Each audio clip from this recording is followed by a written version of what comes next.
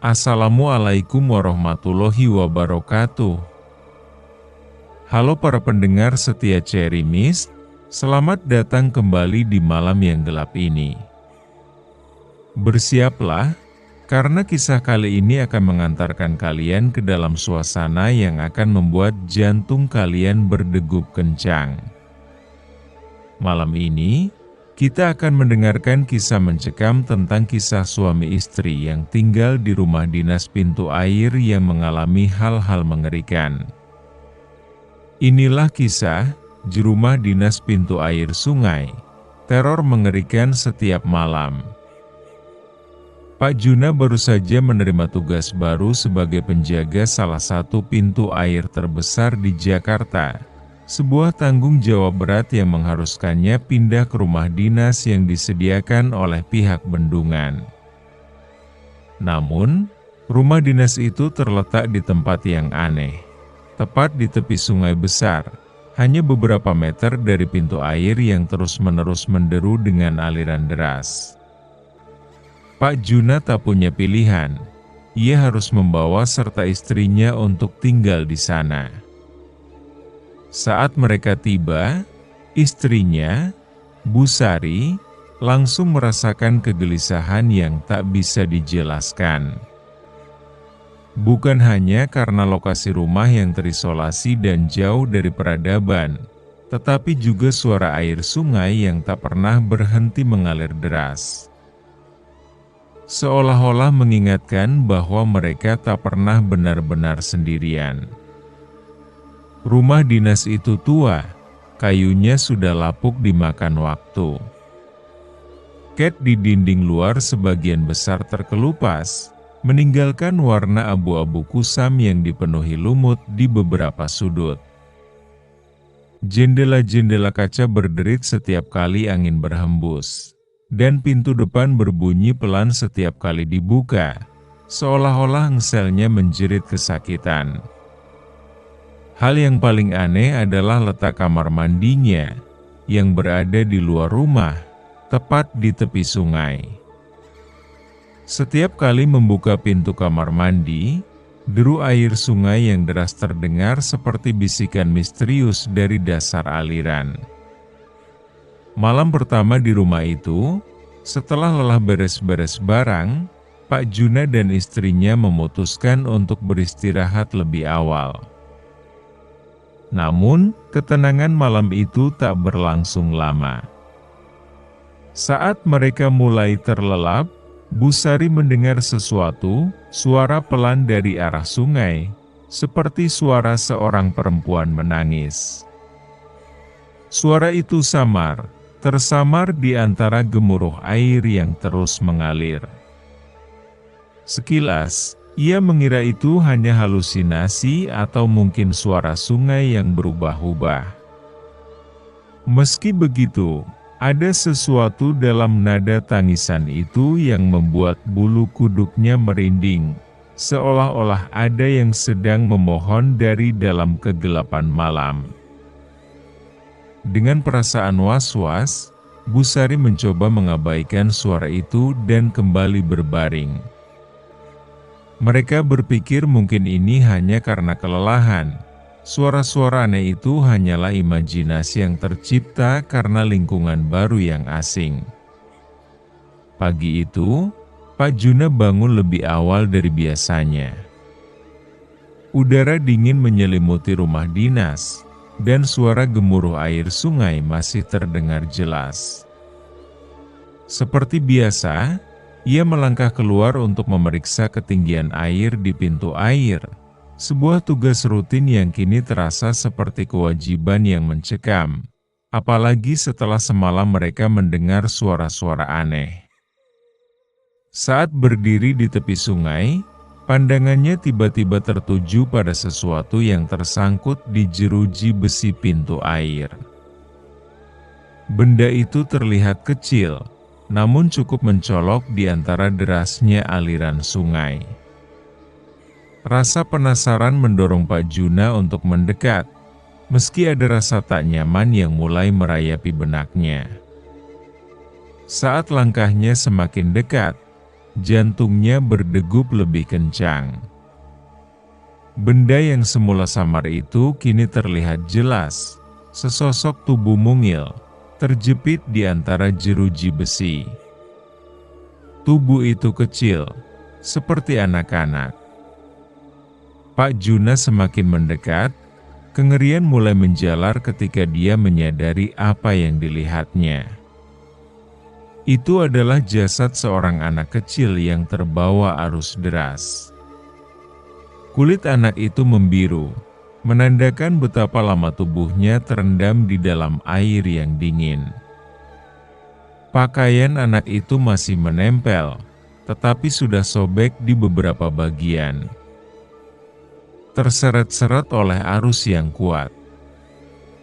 Wajahnya nyaris tak terlihat, sebagian tertutup oleh rambutnya yang kusut basah, tapi ada sesuatu yang membuat Pak Juna tak bisa mengalihkan pandangannya. Mata anak itu sedikit terbuka, tatapan kosongnya seakan menatap langsung ke arahnya.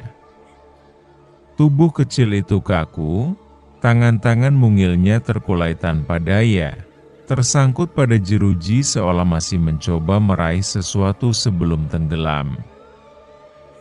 Namun, ketika Pak Juna kembali masuk ke dalam kamar, suasana menjadi lebih mencekam. Istrinya yang semula duduk di tepi ranjang tiba-tiba terdiam. Wajahnya pucat, bibirnya bergetar, dan matanya menatap tajam ke satu titik di pojok kamar. "Pak, lihat itu," katanya dengan suara hampir tak terdengar, sambil gemetar menunjuk ke arah sudut ruangan. Pak Juna menoleh dengan cepat, dan matanya menangkap sesuatu yang membuat dadanya sesak. Di sudut kamar yang temaram, samar-samar tampak sesosok perempuan berdiri mematung. Tubuhnya basah kuyup, seperti baru saja keluar dari sungai. Rambut panjangnya yang hitam kusut menutupi sebagian wajahnya, namun yang tampak jelas adalah wajahnya yang mengerikan. Kulitnya pucat seperti mayat yang sudah lama tenggelam, dan di beberapa bagian, kulitnya tampak mengelupas, membusuk. Matanya melotot tajam, penuh amarah dan dendam, menatap langsung ke arah mereka dengan tatapan yang seolah menusuk hingga ke tulang. Bibir perempuan itu terkatup rapat, tapi dari wajahnya yang hancur, terlihat jelas kesakitan dan kemarahan yang tak terucapkan.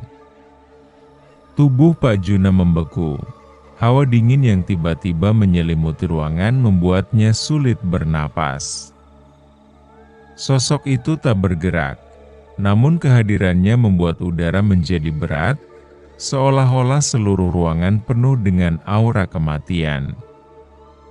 Lalu, dalam sekejap, sosok itu menghilang, lenyap begitu saja seperti kabut yang tersapu angin.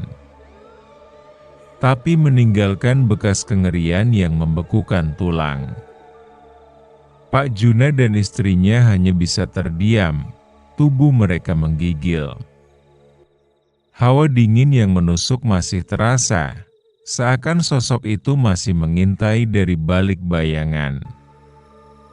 Sejak saat itu, mereka tahu, apapun yang menghantui rumah dinas itu bukan hanya sekadar kejadian tragis di sungai. Arwah-arwah yang tenggelam di aliran sungai seakan meminta sesuatu, dan mereka tidak akan pergi dengan damai. Meski rasa takut masih menggantung di udara setelah penampakan menyeramkan itu, Pak Juna dan istrinya berusaha memaksakan diri untuk kembali tidur. Keringat dingin mengalir di wajah mereka, sementara malam semakin larut dan udara terasa semakin berat, seolah dipenuhi oleh sesuatu yang tak kasat mata. Mereka menarik selimut hingga ke dagu, berharap bisa menutup mata dan melupakan kejadian barusan. Namun, tak lama kemudian, suasana menjadi lebih mencekam. Dari arah kamar mandi luar, terdengar suara yang tak mereka sangka, tangisan anak kecil. Suara itu terdengar lirih, namun semakin lama semakin jelas, seolah berasal dari seorang anak yang tengah menderita. Isak tangisnya memecah keheningan malam. Penuh kesedihan dan ketakutan, seakan-akan anak itu meminta tolong dari dalam kegelapan. Tangis itu menggema di seluruh ruangan, seolah langsung menusuk ke hati Pak Juna dan istrinya. Pak Juna terdiam di tempat tidur, matanya terbuka lebar menatap langit-langit kamar yang suram. Tubuhnya terasa berat, seperti ada sesuatu yang menahannya untuk bergerak. Ia tahu bahwa suara itu berasal dari arah kamar mandi luar, namun ketakutannya membuat ia tak mampu untuk bangkit dan mengeceknya. Suara tangisan anak itu semakin jelas, terdengar begitu nyata, seolah anak itu berada tepat di depan pintu. Setiap isakan yang terdengar membuat bulu kuduknya meremang. Pak Juna hanya bisa menelan ludah. Hatinya bergemuruh. Ada dorongan dalam dirinya untuk keluar dan memastikan apakah ada seseorang di sana. Namun, tubuhnya tak mau bergerak. Pikirannya diselimuti oleh ketakutan mendalam. Bagaimana jika yang menangis itu bukanlah anak manusia? Tangisan itu terus berlanjut, kadang-kadang berubah menjadi jeritan pendek sebelum kembali lirih, seolah anak itu semakin putus asa. Suara itu membuat suasana semakin tak tertahankan. Tapi, Pak Juna tahu bahwa keluar dari kamar bukanlah pilihan yang bijak. Sesuatu yang lebih menakutkan dari suara itu mungkin sedang menunggu di balik pintu. Malam itu terasa sangat panjang bagi Pak Juna dan istrinya. Tangisan anak kecil di luar kamar mandi membuat suasana semakin mencekam. Meski suara itu perlahan mereda, mereka tetap tak bisa memejamkan mata. Ketakutan menyelimuti setiap sudut ruangan, hawa dingin terus menyelusup hingga ke tulang, dan seakan-akan ada sesuatu yang terus mengawasi dari kegelapan di luar sana. Mereka hanya bisa berbaring diam, tubuh tegang, mata tak bisa lepas dari langit-langit kamar yang semakin terasa sempit. Suara-suara aneh dari luar rumah, dari gemericik air sungai hingga desahan angin, semuanya terdengar janggal dan menakutkan. Seolah ada kehidupan lain yang berjalan di sekeliling mereka, tak terlihat. Tapi bisa dirasakan kehadirannya. Pak Juna sesekali melirik ke arah jam di dinding, berharap waktu bergerak lebih cepat. Namun malam itu seperti menolak berakhir. Detik demi detik terasa seperti selamanya. Setiap kali ia mencoba memejamkan mata, bayangan sosok perempuan basah dan suara tangisan anak itu terngiang kembali, membuat rasa takutnya terus membesar. Istrinya pun tak berbeda. Wajahnya pucat, matanya terus-terusan menatap pintu kamar, seakan takut jika sesuatu akan muncul lagi dari sudut gelap rumah dinas itu. Mereka berdua tak bisa tidur, hanya bisa terdiam dalam ketegangan yang menghantui hingga waktu terus beranjak perlahan. Ketika akhirnya azan subuh berkumandang, suara itu terasa seperti sebuah penyelamatan dari kengerian malam. Suara azan mengalir masuk melalui jendela, menembus udara dingin dan berat yang seolah mengurung mereka sepanjang malam. Pak Juna menarik napas panjang, merasakan sedikit kelegaan meski ketakutan masih menggantung. Ini tandanya waktu sudah tiba untuk mengecek pintu air. Dengan tubuh lelah dan mata yang memerah karena tak tidur semalaman, Pak Juna bangkit dari tempat tidur. Ia mencoba menguatkan diri, meski ketakutan masih menyelimuti pikirannya. Waktu untuk bekerja telah tiba. Namun malam yang baru saja mereka lewati terasa seperti peringatan bahwa mereka tak lagi sendirian di rumah dinas itu. Esok paginya, ketika matahari baru saja naik, Sari berniat untuk mandi, berharap air dingin bisa sedikit mengusir rasa lelah dan takut yang menyelimuti dirinya sejak malam tadi. Langkahnya terasa berat saat ia berjalan ke arah kamar mandi yang terletak di luar rumah, di dekat tepi sungai.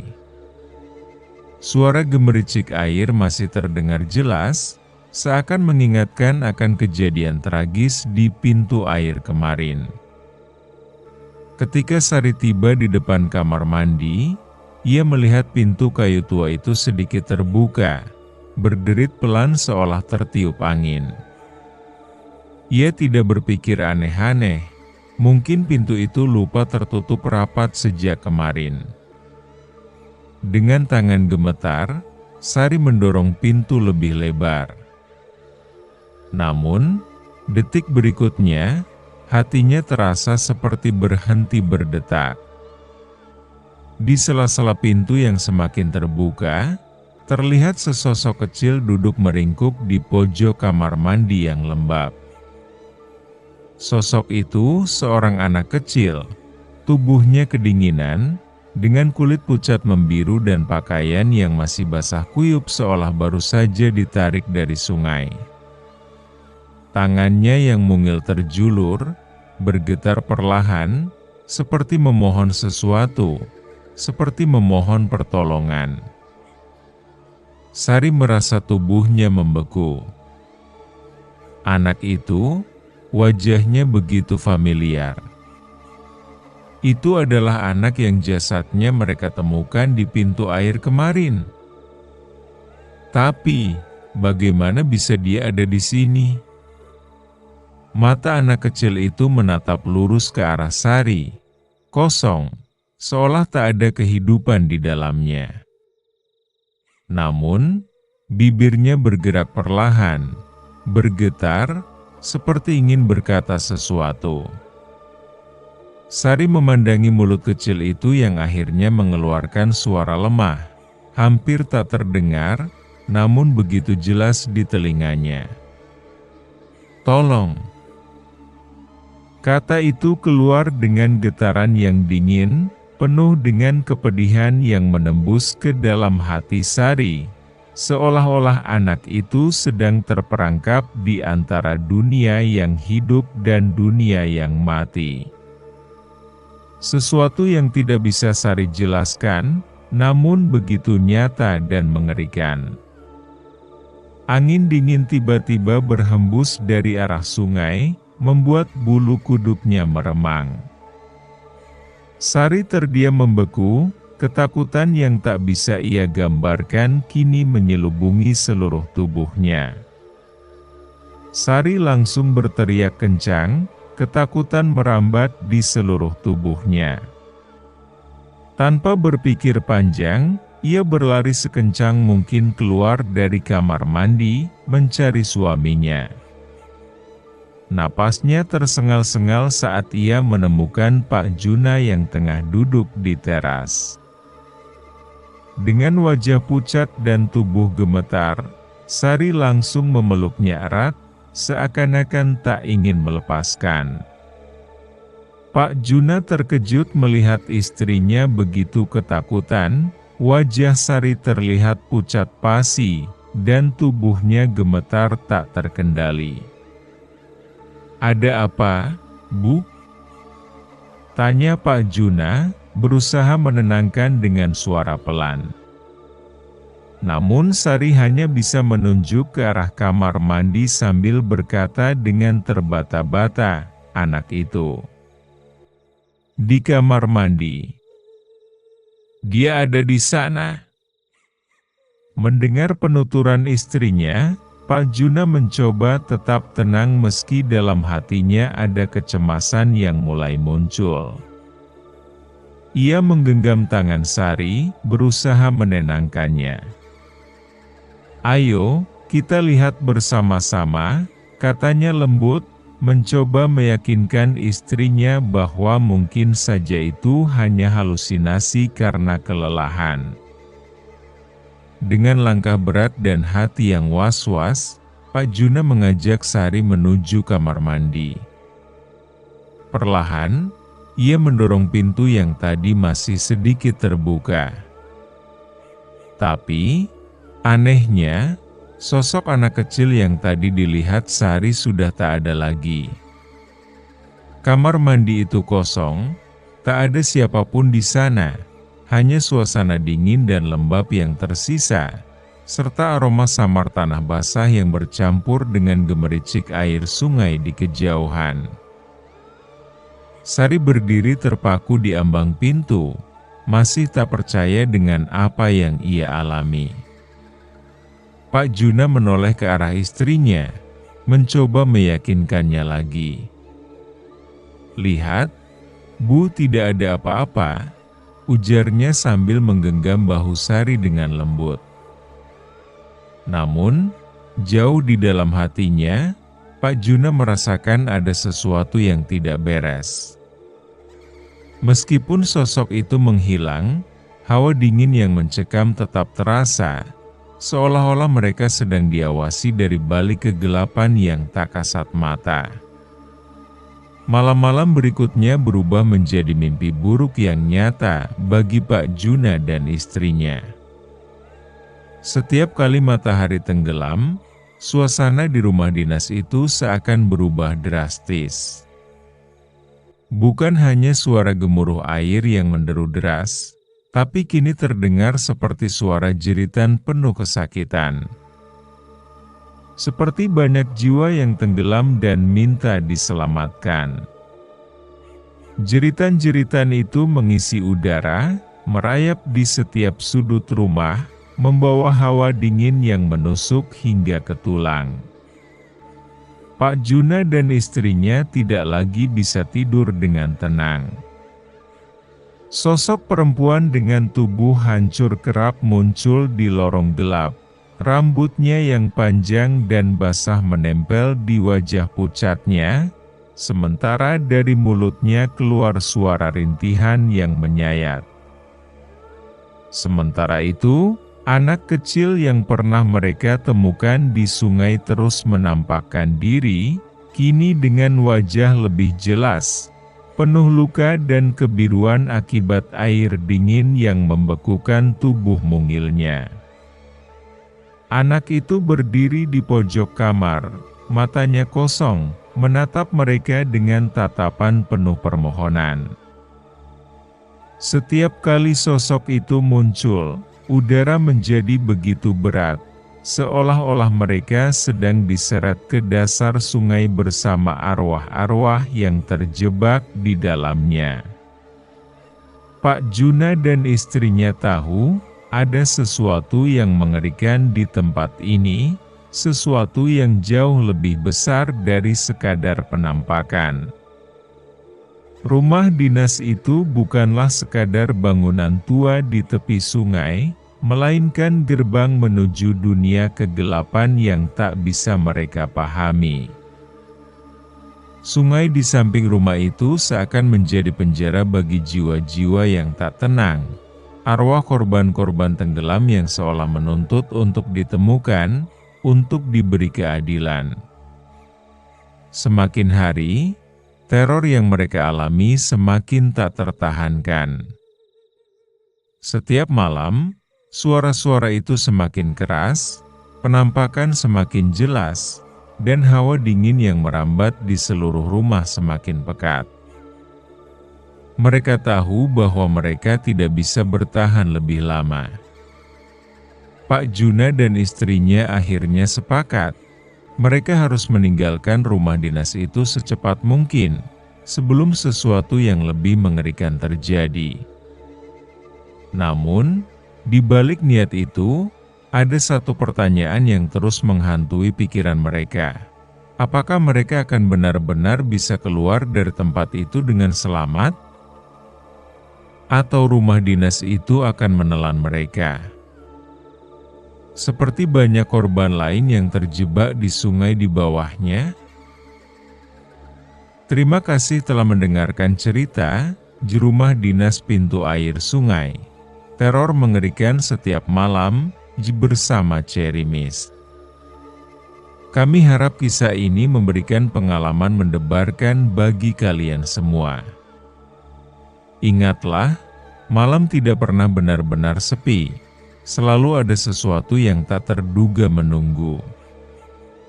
Tetap waspada dan jangan lupa untuk selalu mendengarkan Cherry Mist untuk cerita-cerita horor lainnya. Wassalamualaikum warahmatullahi wabarakatuh.